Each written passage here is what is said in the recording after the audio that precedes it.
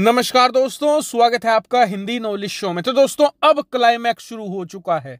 अब भारत को एक बड़ी कॉल लेनी होगी क्योंकि अंतर्राष्ट्रीय लेवल पर यूक्रेन ने हमारी छवि बहुत बुरी तरीके से खराब करनी शुरू कर दी है। और देखिए, इसके लिए हम यूक्रेन को जिम्मेदार नहीं ठहरा सकते। क्यों? क्योंकि यूक्रेन भी एक देश है, उन्हें भी अपने हित देखने हैं और वो युद्ध में अलग फंसे हुए हैं। और पिछले 6 महीनों से यूक्रेन भारत के खिलाफ कुछ नहीं बोल रहा था। इसके पीछे एक बड़ा कारण था।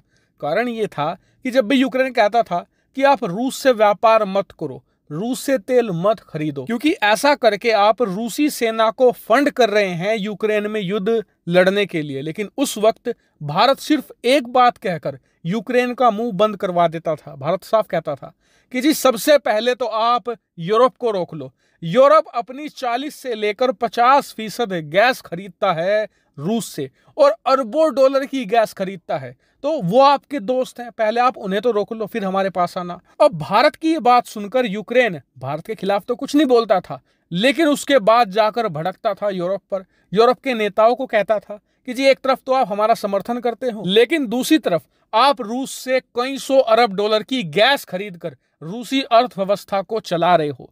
ऐसे में आप गैस खरीदनी बंद कीजिए। अब पिछले 6 महीनों से यही काम होता चला रहा था, लेकिन अब यूक्रेन ने खुला मोर्चा खोल दिया है भारत के खिलाफ। आज ही यूक्रेन के विदेश मंत्री दमित्री कुलेबा ने भारत के खिलाफ बयान दिया है कि भारत रूस से जो तेल खरीद रहा है वो तेल नहीं है, वो यूक्रेनी लोगों का खून है। हमारा खून मिला हुआ है उस रूसी तेल में जो भारत खरीदता है। और ये बात यूक्रेन के विदेश मंत्री ने इमोशनल होकर कही, इसलिए ये और तेजी से पश्चिमी देशों में फैल रही है। और भारत की टेंशन इसीलिए अब बढ़ गई है कि यूक्रेन की ये बात सुनकर पश्चिमी देश के जो लोग हैं, पश्चिमी देश के जो पॉलिटिशियंस हैं, वो भारत के खिलाफ खड़े ना हो जाएं और पश्चिमी देश के लोगों के बीच में भारत की छवि निगेटिव ना हो जाए। क्योंकि इसका सीधा सीधा फायदा चीन को नहीं मिलेगा, इसका फायदा मिलेगा पाकिस्तान को। हम जो यूरोप के अंदर से पाकिस्तान के प्रोपेगेंडा का सफाया कर चुके हैं, वो दोबारा फिर से पनपना शुरू हो सकता है। लेकिन आप कहेंगे कि इसका तो बहुत ही सिंपल सॉल्यूशन है। भारत एक बार फिर से यूक्रेन को कह दे कि पहले अपने यूरोप को रोक लो जो रूस से गैस खरीद रहा है, फिर हमसे बात करना, और यूक्रेन चुप हो जाएगा। लेकिन अब वो बात नहीं है, क्योंकि पिछले 6 महीनों में यूरोप ने 2 बड़े काम कर दिखाए हैं। सबसे पहला ये कि टेक्नोलॉजी की मदद से गैस पर अपनी डिपेंडेंसी बहुत कम कर दी है। दूसरा कदम ये कि रूस से गैस बहुत ज्यादा कम खरीद रहे हैं। ज्यादातर जो गैस है वो कतर जैसे देशों से खरीदी जा रही है और इसी वजह से अब भारत का ये आर्ग्यूमेंट वैलिड नहीं रहा। और इसीलिए कहा जा रहा है कि अब अंत में आकर कोई ना कोई बड़ा फैसला तो लेना ही होगा।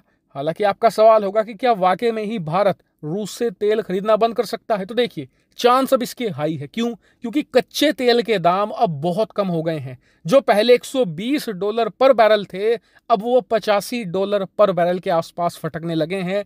और जैसे जैसे चीन में जो आर्थिक मंदी बढ़ती जा रही है वो और तेज होगी, तो तेल की कीमतें $50 के आसपास भी आ सकती हैं। यानी कि युद्ध से पहले की जो सिचुएशन थी वहां लौट सकती है और ऐसी स्थिति में भारत रूसी तेल से मुंह मोड़ सकता है। इसके अलावा दूसरा सोल्यूशन भी है। दूसरा सोल्यूशन यह है कि भारत रूस के साथ बैठकर बातचीत करे, अंडरस्टैंडिंग बनाए और कहे कि जी देखिए, आप भी 6 महीने से युद्ध लड़ रहे हैं, किसी को कुछ हासिल नहीं हुआ है, युद्ध को बंद कर दीजिए।